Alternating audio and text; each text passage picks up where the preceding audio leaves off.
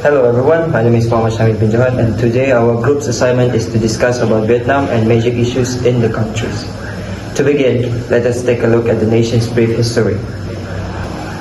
Vietnam, or the land of the dragons, began thousands of years ago with the legendary Han kings who are said to have founded the first Vietnamese state, called Van Lang. Around 2879 BC, this early civilization laid the cultural roots of what would become modern Vietnam.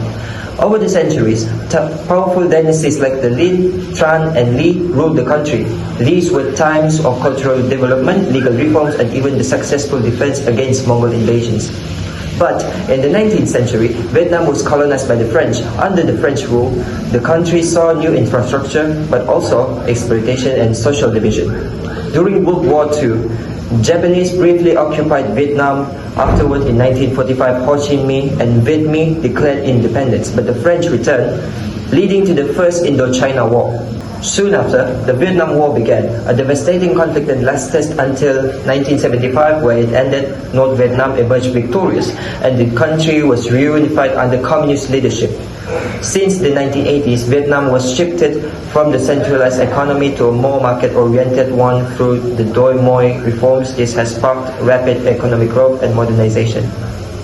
Today, Vietnam is a dynamic nation, balancing tradition with ambition, proud of its past and focused to the future.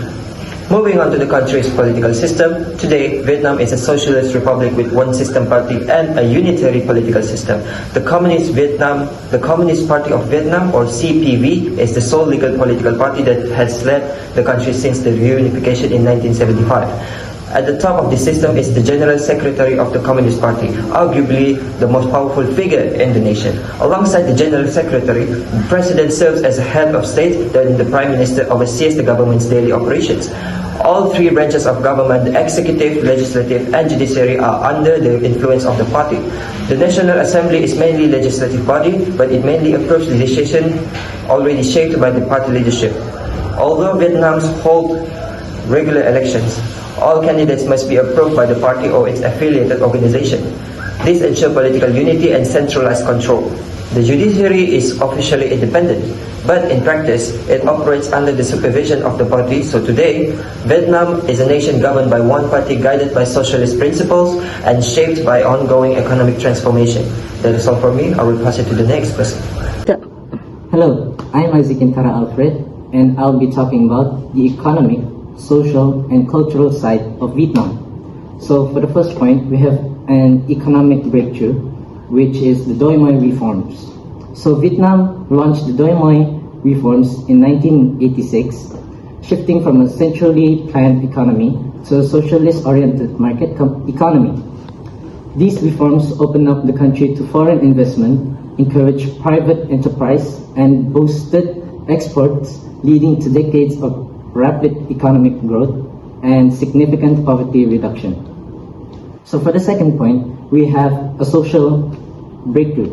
So from this, we can see that it introduced a massive reduction in poverty and improved education access in Vietnam. It's all thanks to Doi Moi and targeted government policies. Vietnam saw a dramatic drop in poverty from over 70% in the middle 1990s to below 5% today. At the same time, universal primary education was achieved, and the country now boasts one of the highest literacy rates in Southeast Asia. So for the final point, we have the cultural side, which it made Vietnam global recognized based on their Vietnamese cuisine and culture. So Vietnamese culture, especially its cuisine, has gained worldwide popularity. Dishes like pho, banh mi, and spring rolls are now globally recognized. Additionally, the country's growing film industry and tourism promotion have helped share Vietnamese traditions, arts, and history with the world. So that's for my part. So let's look through the issues of Vietnam. Hello everyone, my name is Lukman Al-Hakim, and I will be talking about the domestic issues that are faced by Vietnam. Let's start off with political issues. The first issue is one-party rule and lack of political pluralism. Vietnam is governed by the Communist Party of Vietnam with no legal opposition parties. This means that Vietnam uses centralization. That means only one party is in charge of everything in terms of politics. This problem will later on lead to the lack of freedom for the people. And then the absence of political competition also limits democratic development and civil liberties. The second issue is corruption. Corruption remains a significant problem despite executing high-profile anti-corruption campaigns. It affects all levels of government, from local officials to senior leadership. Corrupt practices are not limited to high-ranking officials, but are spread throughout the entire political and administrative system, which in return erode the public trust. And now moving on to the security issues. The first one is cybersecurity and digital surveillance. Vietnam faces threats from foreign and domestic cyber attacks, which means the possibility of hackers and individuals leaking state secrets are there. It exists. And then the government has responded with strict cybersecurity laws, but these also raise concerns about surveillance and suppression of dissent. And then the second one is border security and smuggling. Vietnam often faces issues with human trafficking, drug smuggling, and illegal trade, especially across its borders with Laos, Cambodia, and China. That will be all from me. Assalamualaikum, my name is Ahmad. Now I will explain about the domestic issue in Vietnam, especially in terms of economy and also social. So without wasting the time, I will explain about the first economy issue in Vietnam is that economic development is not stable. Okay, so the people who lives in the urban area will have more infrastructure, building and job opportunity compared to the people who lives in the rural area. They don't really have the infrastructure and building and the job opportunity. For example, like Ho Chi Minh City and Hanoi, they are growing rapidly. So if these things continuously happen, it will affect the gap between the rich people and the poor people is increasing. So that is the first one. The second economic issue in Vietnam is the inflation.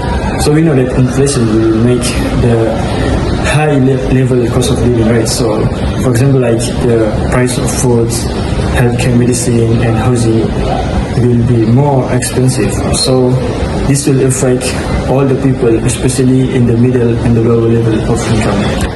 Okay, so now I will talk about the social issue in Vietnam. So the first social issue is the education inequality. So the people or the students who study in the urban area will have more opportunity to success because they have a very good quality teacher and also a very good school with good infrastructure compared to the people who live in the rural area. They lack all of that. So if these things continuously happen, it will lead to the poverty cycle in the society.